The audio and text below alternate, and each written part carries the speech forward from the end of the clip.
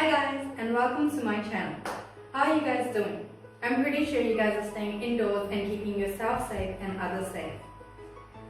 The amount of likes that I'm getting in my last videos are in thousands. I'm really grateful for everyone that has liked our video. Those who haven't liked our Facebook page or subscribed to our channel, please go do so you do not miss any updates or any notification. As I had said in my last video, today we'll be talking about the writing task 1 for general and academic. I also had a question from Shayan Rashid, I would say, and to draw his attention, he had asked me about what type of letters are written for general IELTS. Today's video is all about writing task 1, so we'll talk about what type of letters you're supposed to write. So let's get into it. First we'll talk about writing task 1 for the general IELTS. In the writing task 1, you'll be given a situation.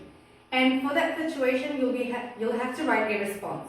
And that response will be in three types. Either it could be an informal letter, or a semi-formal letter, or a formal letter. The key thing here is, the type of letter you're writing, you're supposed to keep the letter in that same tone throughout the writing. So, to figure out what type of letter you're supposed to write, it's very important you should know what type of letters are written to which type of people. So for example, for the informal letter, that is usually written to people that you know very well. So it could be like a friend or even a close friend. And the type of tone that you would use in that letter is like how you talk to your friends. So quite friendly and quite chatty. In a semi-formal letter, that is usually written to people you know, but you do not know that well. So it will be more polite than an informal letter, but in that you would use more of a neutral tone. For the formal letter, on the other hand, that is written to people that you do not know. So, in that one, you have to be a bit more formal. That means quite polite and respectful, I would say. So, the type of questions you would get. So, for example, for an informal letter, the type of question you would get is, you have recently started working for a new company. Write a letter to an English-speaking friend. In your letter, explain the reasons why you changed jobs. Describe your new job, tell him or her your other news. So when it says in your letter and then you're given 3 bullet points, that would be for all of them. So as you can see, for the informal letter, it says to write to an English-speaking friend. So that is a friend you're writing to. So that could be an informal letter. For a semi-formal, you'll have a question like, you're working for a company. You need to take some time off and want to ask your manager for permission. Write a letter to your manager. So, as you would know, you know your manager, but you do not know him that well. So it could be a semi-formal letter. And then again, you'll have 3 bullet points in what your letter should include. For a formal letter, you'll have, on a recent holiday, you lost your valuable item. Fortunately, you have travel insurance to cover the cost. Write a letter to the manager of your insurance company. I'm pretty sure you would know your insurance company, but you would not know the manager of your insurance company that well. So that would be more of a formal letter. So as you can see, you're always presented with a situation and you're always told who you're supposed to write that letter to. So that's the key thing to figure out on what type of letter you're supposed to write. And then you'll always have 3 bullet points that says what your letter should include. So the type of formatting or the structure of your letter should kind of look like, first you'll have an opening. So the opening could be Dear Sir or Madam, or it could be namingly to the person, so like Dear Smith. And then you'll be writing what your letter is about, so main idea. And then you'll have your 3 bullet points. So you'll have your bullet point 1, bullet point 2, bullet point 3. And those bullet points are already given in your situation. And as you had an opening, now you're supposed to have a closing.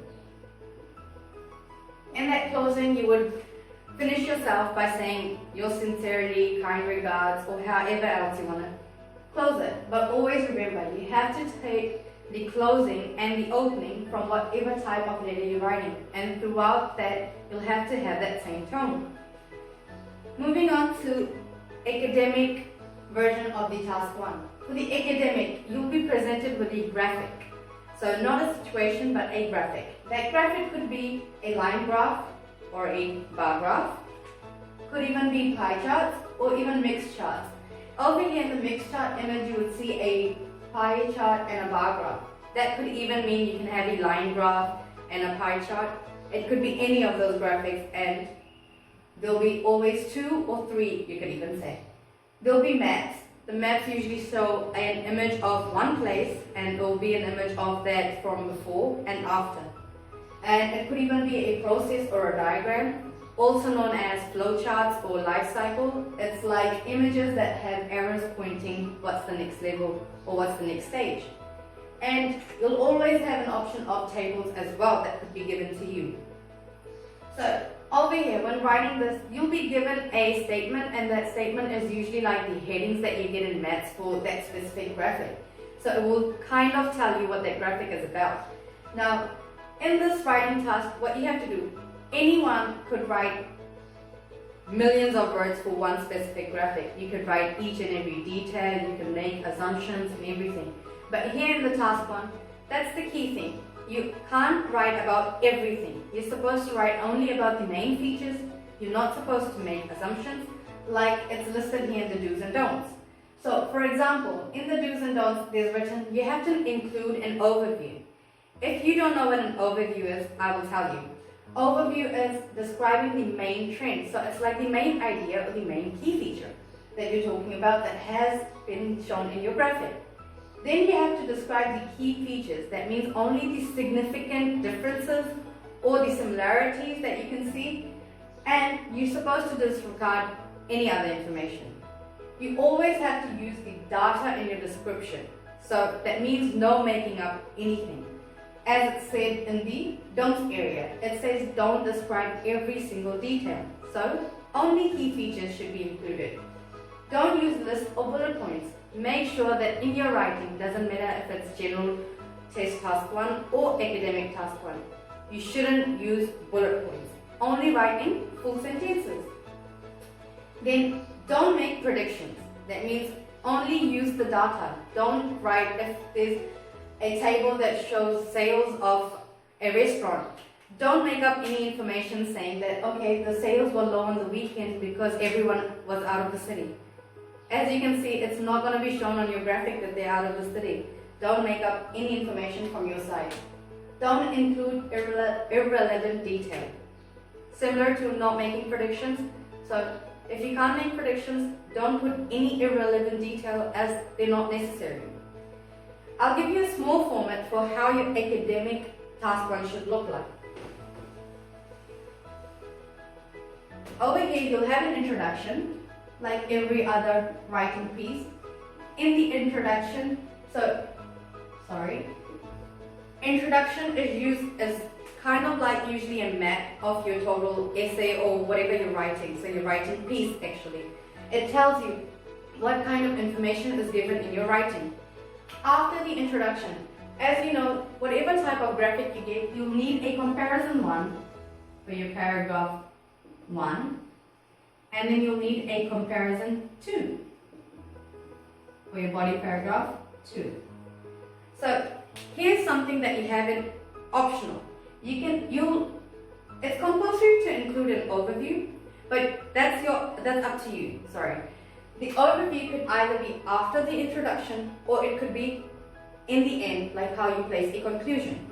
So it's totally up to you. But if you have an overview after the introduction, please do not include it at the end. But if you have it in the end, then do not include it on the top. But make sure overview is compulsory. Here are some side tips that are given on the side of the slide. It says try to use 20 minutes. As I've said, you should know that only the task 1 holds 1/3 of your band score. On the other side, it says 150 words plus. So I will try to tell you that 150 words, before in IELTS, it was very compulsory to write 150 words. But now they have become very lenient and they've said, it's okay if you don't have 150 words, you won't have a penalty. But a good advice is, no good writer can write what you're specifically supposed to write for IELTS general test and academic test for task 1. I'm pretty sure you can't write good enough below 150 words. So it's always good to try keep it to 150 words or above. So, since that's the end of this task 1 and task 2, but make sure to remember this is just a brief introduction. We'll go in more details on how you're supposed to write for the task 1 and task 2 in our further videos. And since I've come into the IELTS industry, I've had the opportunity to learn from many IELTS experts and IELTS examiners, and I had the great opportunity of that, and it was, I would say, splendid doing this. I have vast my knowledge on IELTS, so if you have any questions, don't be shy to ask in our comments box below. And I'll try to get back to you as soon as I can, and even address you in the next video if possible. So try to stay indoors and try to stay safe. Please like, share and subscribe to our channel and like our Facebook page so that you can stay updated and don't miss any notifications. Thank you. Stay blessed.